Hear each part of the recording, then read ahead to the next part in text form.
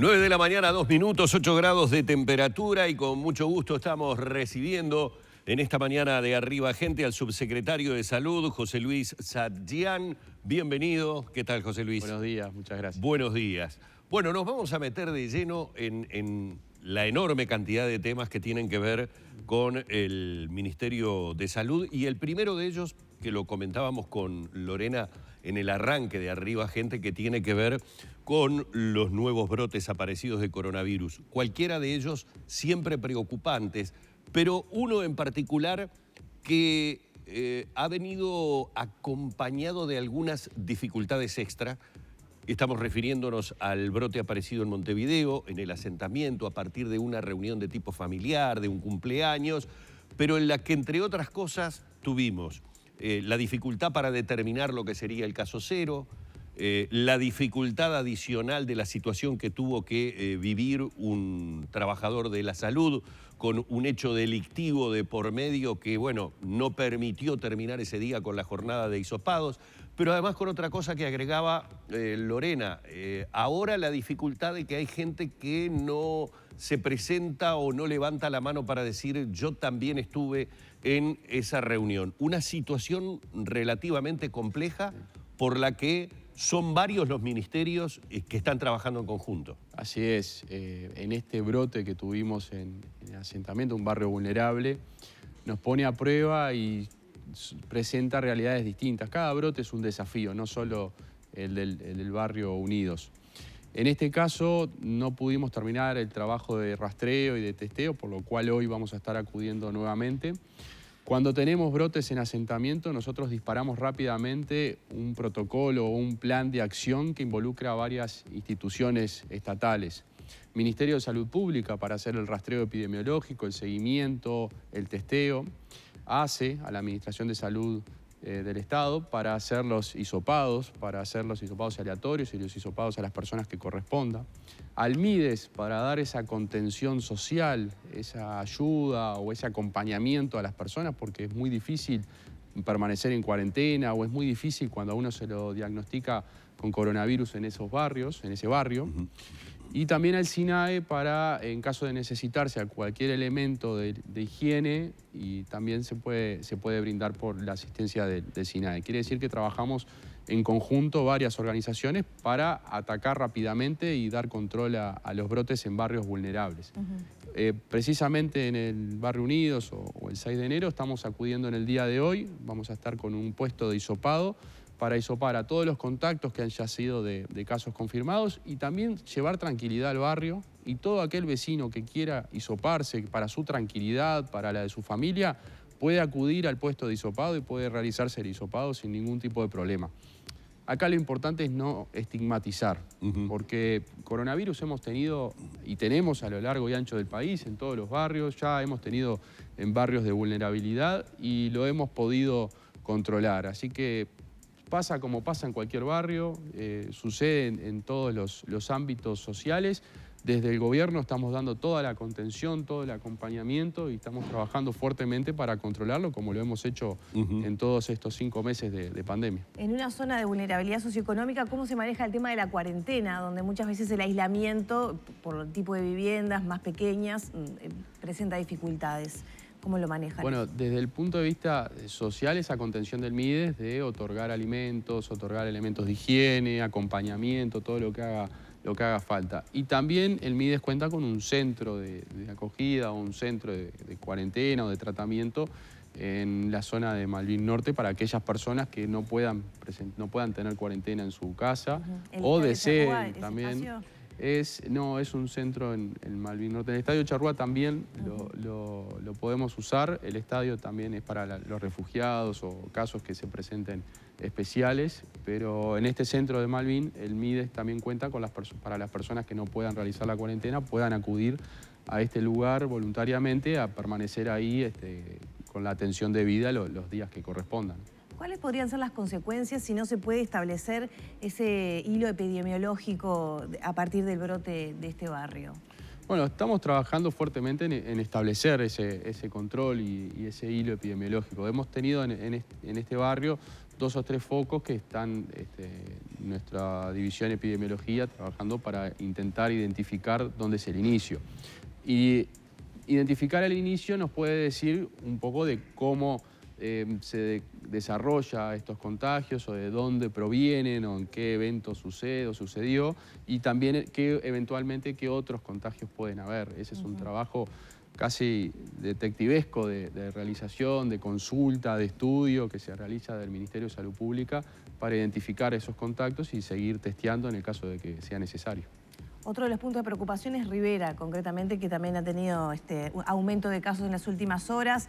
Ayer cubríamos también la instalación de un laboratorio móvil para aumentar la capacidad de testeo. Bueno, ¿qué trabajo se está haciendo por estas horas en Rivera? Sí, la frontera siempre nos preocupó y nos preocupa. Uruguay no es una isla, entonces los casos que están llegando por la frontera nos preocupa y nos ocupan. Puntualmente en Rivera tenemos un convenio de cooperación con Brasil, estamos trabajando con las autoridades brasileras. El director departamental de salud de Rivera está haciendo un magnífico trabajo.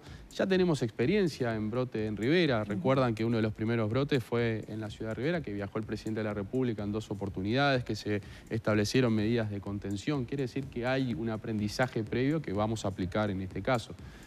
Ahora, puntualmente, dimos un paso más y ya que tenemos una muy buena capacidad de testeo y una muy buena capacidad de los laboratorios, decidimos instalar en Rivera un propio laboratorio para diagnosticar in situ, diagnosticar en la ciudad, no solo a las personas de Rivera, sino a los de todas las zonas aledañas para poder tener diagnóstico rápido sobre los posibles contagios.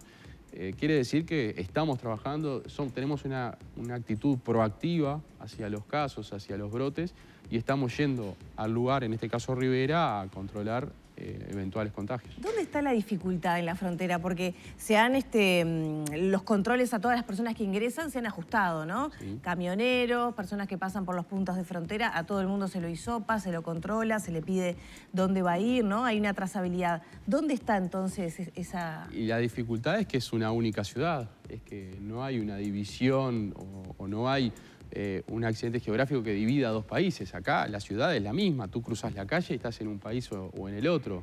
Y el virus no entiende de fronteras. Para el virus Brasil y Uruguay es lo mismo. Entonces, si tenés una realidad del lado uruguayo y una realidad distinta del lado brasilero, es muy fácil que eso se pueda traspolar y podamos tener contagios del lado brasilero que vengan para el lado uruguayo, porque son ciudades únicas, no están divididas. Entonces, la frontera uruguaya tiene características especiales y por eso también necesita controles y necesita medidas especiales que las venimos tomando, venimos trabajando y bueno, nosotros estamos seguros de que se va a poder controlar. La pregunta sería la siguiente. Estaba mirando un poco, tratando de recordar, y lo tengo en un gráfico, más o menos cómo ha sido la curva de cantidad de personas contagiadas, ¿no? Y por memoria me acordaba que creía que habíamos llegado a superar en algún momento las 300 y algo de personas activas en algún momento por abril, no recuerdo por mayo, pero que en realidad siempre empezó a bajar, llegando incluso en un momento en el que tuvimos un periodo de muy pocos contagios con una muy buena cantidad de test. Creo que llegamos hasta las 12 personas cursando la enfermedad. Y luego volvimos a tener por diferentes brotes como una remontada.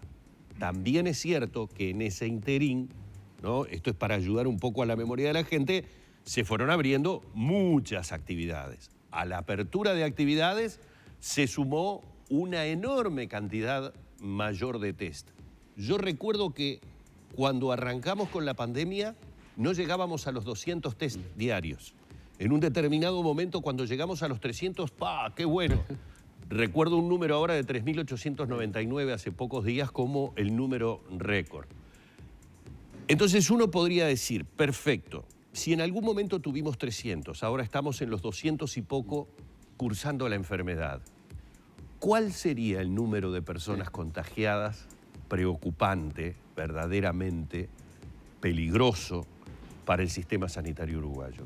El número mágico. No, ese número es muy difícil de estimar y también no nos podemos descansar, es que hasta este tope podemos llegar y entonces vamos a hagamos contagiar. cualquier cosa. No. Pero debe ser un número alto que por algo las autoridades no lo quieren decir para que justamente no nos relajemos. Es que en realidad no es cuanto al número, sino es cuanto a la capacidad que tengamos de rastreo y de testeo y de seguimiento. La estrategia uruguaya que tomamos fue básicamente lo que vimos en el resto del mundo al principio de la pandemia, que había que tener una política de testeo masiva, con test PCR, no los otros test, los serológicos, que en definitiva tenían un gran porcentaje de error, una identificación de contactos y un aislamiento rápidamente. Y esa es la estrategia que nosotros empleamos, es la que nos viene dando el resultado, también junto con el apoyo de la gente, con las medidas de acatamiento que hemos tomado al principio de la pandemia, y eso nos trae la evolución.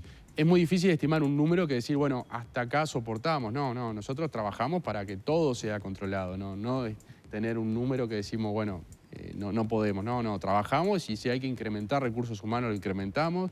Capacidad de testeo tenemos de sobra. Quiere decir que estamos fuertemente comprometidos en que bajen los contagios para poder controlar. Pero en esta línea en la que estamos, aún con brotes como el que tenemos en Rivera, sabiendo que toda la frontera tiene ese problema, porque tenemos que mirar no solo todo Brasil, tenemos que mirar Río Grande do Sul, y por suerte allí hay un gobernador que es muy estricto en cuanto al tema coronavirus, pero aún así no ha podido evitar tener la enorme cantidad de contagios y las dificultades, porque ellos sí que han llegado a cifras del 87-88% de camas de CTI ocupadas, es decir, realmente han tenido problemas serios.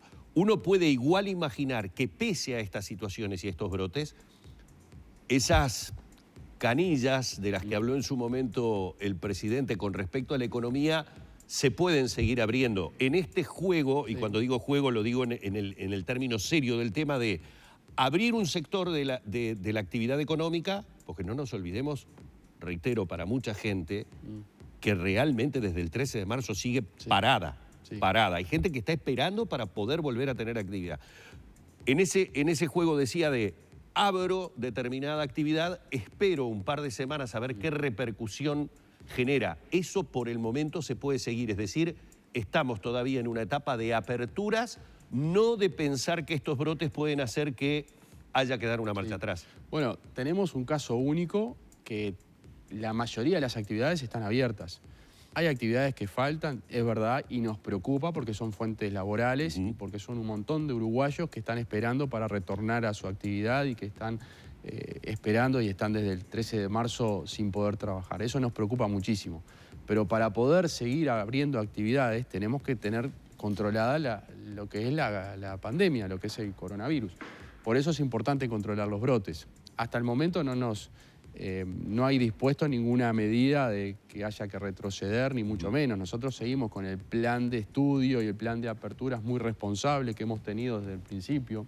Como tú decías, vamos por ramas o vamos por actividades, vamos abriendo, vamos midiendo y seguimos avanzando de a poco. Todo muy medido, todo muy mesurado. Fíjate que el retorno al fútbol llevó 1 mes y medio más o menos para que se pueda volver a jugar. El retorno de las clases fue de menor a mayor. Yo hago una salvedad también, y ojo que no la hago por corrección, la hago para que tomemos conciencia. A veces rápidamente dice, pero volvió el fútbol. No, el fútbol no volvió. Se volvió a jugar al fútbol, pero la gente no volvió a ocupar las tribunas. Es decir, que el fútbol ha vuelto a medias, como volvió el básquetbol a medias, como también la presencialidad a nivel de la enseñanza es de un máximo de 4 horas. Es decir, tomemos conciencia que las cosas han vuelto en esta nueva normalidad, pero con cierta reducción. Sin duda. Habría que pensar qué pasa si abriéramos todo. Es decir, si viene público a los partidos de básquetbol, a los partidos de fútbol, los teatros, evidentemente la cosa podría llegar a complicarse. Y ahí lo llevo a lo que a mí me parece puede ser el principal punto de preocupación hoy, no solo de las autoridades, deberíamos como ciudadanos ser conscientes, que es la fiesta de la nostalgia. O sea, el 24 a la noche, que bueno, claramente desde el gobierno se ha dicho, este es un año para salteársela, punto. La festejamos el año que viene. Del 24 de agosto queremos hacer una mención especial. Este 24 de agosto no puede haber una fiesta. Sabemos que es muy tradicional, es muy importante, que a todos nos gusta también tener un espacio de distensión, de festejo, Pero es muy importante que este 24 no haya aglomeraciones, no haya eventos. ¿Cuál es el límite de la aglomeración? Porque uno cuando piensa en la fiesta del 24 de agosto piensa en una fiesta grande, en un lugar. ¿Qué pasa con las fiestas que se pueden hacer en una casa? No. ¿Cuál es el límite? Lo que pasa es que es muy difícil mantener la distancia en una fiesta, en un baile. Es muy difícil no cantar, no gritar, no abrazarse, hasta compartir vasos. Es muy difícil. Esas medidas que hacen que el virus tenga un alto nivel de contagio. Por eso nosotros, obviamente que las fiestas organizadas están prohibidas, los eventos que están organizados por establecimientos comerciales están prohibidos, pero a su vez, como tú decías, en casa de familia también incentivamos a que no haya aglomeraciones, porque no nos olvidemos que el primer brote que tuvimos fue a raíz de un evento social. Entonces esas características son replicables en este tipo de eventos del 24 de agosto, por lo que no podemos permitirnos tener esas actividades. Y nosotros vamos a ser tajantes en ese sentido. Ayer tuvimos una reunión entre varias organizaciones y definimos que en los casos que amerite vamos a denunciar penalmente a los organizadores y también a los propietarios de la casa, a los que organicen la fiesta. A los dueños de casa, digamos. Sin duda. Para tenerlo claro, es decir, organizo una reunión en casa por la fiesta nostalgia, le digo a mis amigos que vengan disfrazados, nos ponemos a bailar y puedo ser denunciado. Vas a ser denunciado. Bien. Va a ser denunciado, ya hay antecedentes de procesamientos por estos casos, o sea que, porque lo que nos jugamos es mucho. Esto que te decíamos de las aperturas, de las ramas que han vuelto a trabajar, de mucha gente que ha retornado a su actividad, lo ponemos en riesgo cada fin de semana con las fiestas. Entonces es muy importante que este 24 no haya aglomeraciones, no haya fiestas y en los casos que se constate vamos a ir con la autoridad y vamos a denunciarlo. Bien, esto tiene que quedar bien claro porque hasta ahora habíamos manejado un criterio que era una reunión de hasta 10 personas. Lo que pasa es que estamos hablando de una situación especial. Creo que la descripción que ha hecho Satyan es bien clara. Todos sabemos que a nivel de una reunión de este tipo, esencialmente la fiesta de la nostalgia es una fiesta para bailar. Sí. Es muy difícil que alguien organice algo en su casa con todas las medidas sanitarias. Alfombra sanitaria, alcohol en gel para todos, barbijo, lo que decía recién, el no compartir vasos. A ver, son medidas muy difíciles de mantener. Es muy mantener. difícil de llevar adelante. De Entonces, está bueno tenerlo en cuenta porque va a haber operativos especiales de control. Así es. Ayer tuvimos la reunión con las intendencias, el Congreso de Intendentes, el Ministerio de Interior, AGADU, INAU, UNACEP, nosotros, todos los que tenemos injerencia con respecto a las fiestas y a la Noche de la Nostalgia, vamos a salir con un operativo de control en todo el país.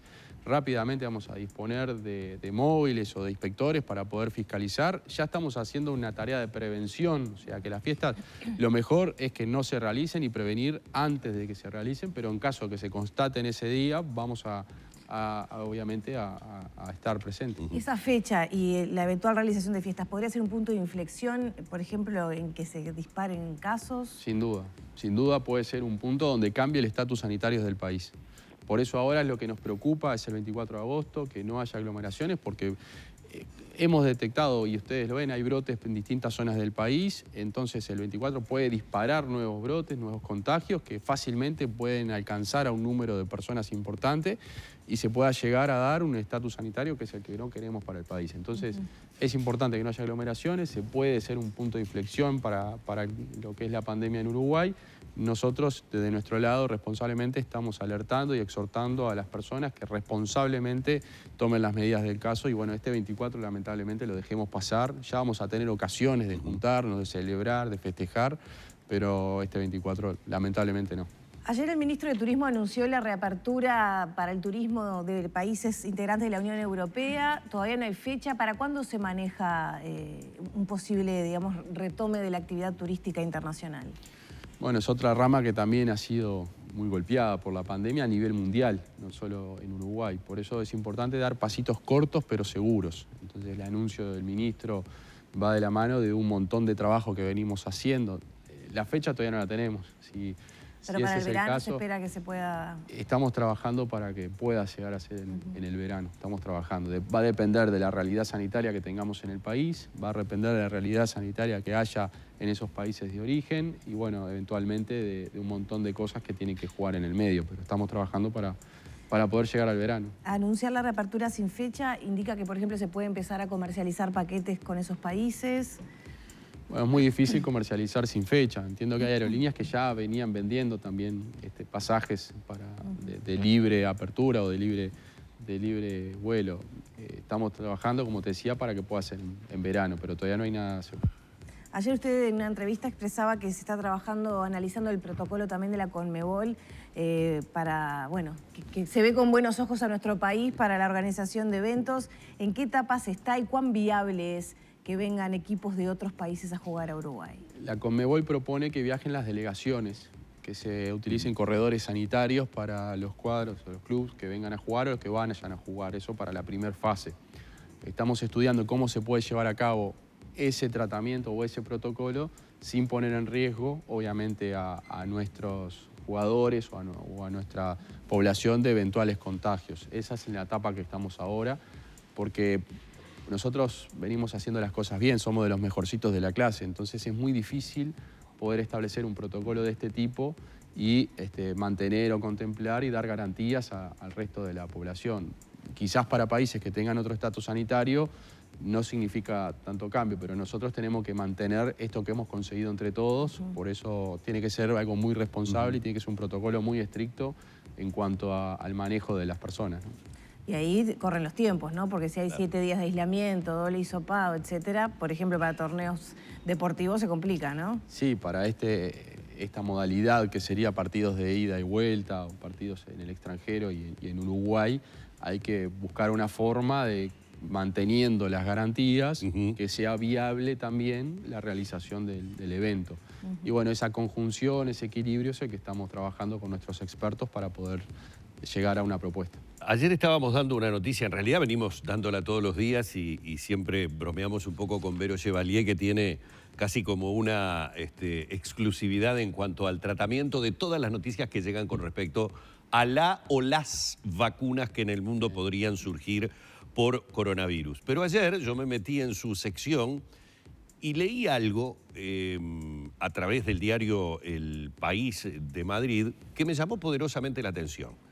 Hace algunas horas atrás, un par de días atrás, China patentó la primer vacuna. Hablan de una vacuna que tiene 2 dosis e incluso el encargado del laboratorio dio a conocer cuál sería el costo para los chinos, ¿no? Hablando en yuanes justamente. Que traducido, obviamente el diario El País de Madrid lo pasó a euros, eran 120 euros. La vacuna que teóricamente va a producir Argentina, que es la de Oxford, el presidente argentino dijo que iba a estar en el entorno de los 4 o los 5 dólares. ¿Qué información maneja el Ministerio de Salud con respecto a estas cosas? Porque hablar de 4 o 5 dólares para una vacuna o 120 euros para las 2 dosis que hay que darse de la que teóricamente sería la vacuna china, más allá de que no sabemos todavía cuál de ellas será la efectiva, ¿pero manejan esa información o están a otro nivel de información en el No, manejamos distintas fuentes de información. Las vacunas están en etapa terminal, o sea, de fase clínica, de estudio todavía. No hay nada, ni ninguna vacuna que haya sido confirmada o ratificada. Hay algunos países como Rusia que ya han empezado un desarrollo final o una producción final, pero sin la aprobación o sin los estudios que restan. Entonces, todavía no tenemos, en definitiva, lo que va a ser la vacuna. Cuando lleguemos a lo que va a ser la vacuna, bueno, ahí vamos a tener más certeza. Porque ahora hay un estado de incertidumbre general que da ese tipo de noticias o ese tipo de acontecimientos que no tenemos con claridad cuál va a ser la vacuna final. Uruguay va a comprar a través de la OPS. Uruguay está inscrito en el mecanismo de OPS, que es el mecanismo COVAX, en el cual hay varios países reunidos y se compra como en grupo, como general, y la distribuye OPS. También estamos en conversación con otros productores, o en este caso también en lo que fue una reunión por en la producción en Argentina y en México, también estamos en conversaciones. Pero quiere decir, nosotros nos tenemos que asegurarla, cuando salga la vacuna, nos tenemos que asegurar que haya las dosis para nuestra población, y eso lo estamos trabajando. Lo que yo te puedo afirmar es lo del Ministerio de Salud Pública, es que con el ministro Salinas, esto es algo que hemos trabajado en conjunto con Cancillería, con las distintas líneas de producción y de avance, venimos conversando para, en el caso que cuando ya quede definitiva, digamos, esta va a ser la vacuna, bueno, hacia ahí poder materializar lo que es la llegada de dosis. ¿Hay expectativas de algún momento específico? El presidente decía que sería un sueño que fuera antes de fin de año. Sí. ¿Se maneja algún Esto es momento? como la carrera lunar, que no nos tocó vivir, pero lo vimos como una aceleración o una carrera de pasos a ver quién llega antes. Y a nivel mundial estamos viviendo lo mismo, con competencia de distintos países, de distintos laboratorios, a ver quién llega primero a la vacuna del coronavirus. Nosotros no podemos especificar una fecha desde Uruguay, sí que hay avances sucesivos desde hace un tiempo a esta parte. Sentimos que estamos próximos, pero todavía no podemos dar un plazo porque no podemos ponerle un tiempo a la ciencia. Y en esto hay que ser realmente seguros y tener las garantías de que cuando salga la vacuna sea una vacuna segura y que podamos suministrar a toda la población. Ya para cerrar, ¿cuál sería la política de vacunación? Es decir, ¿a quién se vacunaría primero? ¿Cuántas dosis serían necesarias para Uruguay? Los lineamientos de OPS es vacunar a la población de riesgo primero y luego al resto de la población. En Uruguay, población de riesgo, mayor de 65 años, trabajadores de la salud, personas con comorbilidad o con patologías. Tenemos una línea de trabajo que personal de seguridad, Ministerio de Interior, Ministerio de Defensa, eso puede ser como primera línea, pero es algo que tenemos en estudio. Tenemos una experiencia de lo que fue la campaña de vacunación antigripal, que fue una campaña exitosa que todos lo estamos viendo, lo que es el virus de la influenza, la baja circulación que ha tenido, la cantidad de pocas gripes que han habido en este año, que eso porque tuvimos una muy buena campaña de vacunación y las medidas de precaución que todos estamos tomando. ¿Cuántas dosis serían entonces que Uruguay precisa? Bueno, el presidente habló de 2 millones. Sí. Sería muy bueno contar con esas dosis, empezar paulatinamente vacunando a la población de riesgo hasta llegar a un nivel de vacunación de la población que nos permita llegar a ese número. Vamos a agradecerle a José Luis Sachián, subsecretario del Ministerio de Salud Pública, los minutos que ha tenido la amabilidad de dispensarnos aquí en Arriba Gente. Muy amable. Muchas gracias a ustedes, buenos días. Gracias. Cerramos por aquí la entrevista con el subsecretario del Ministerio de Salud.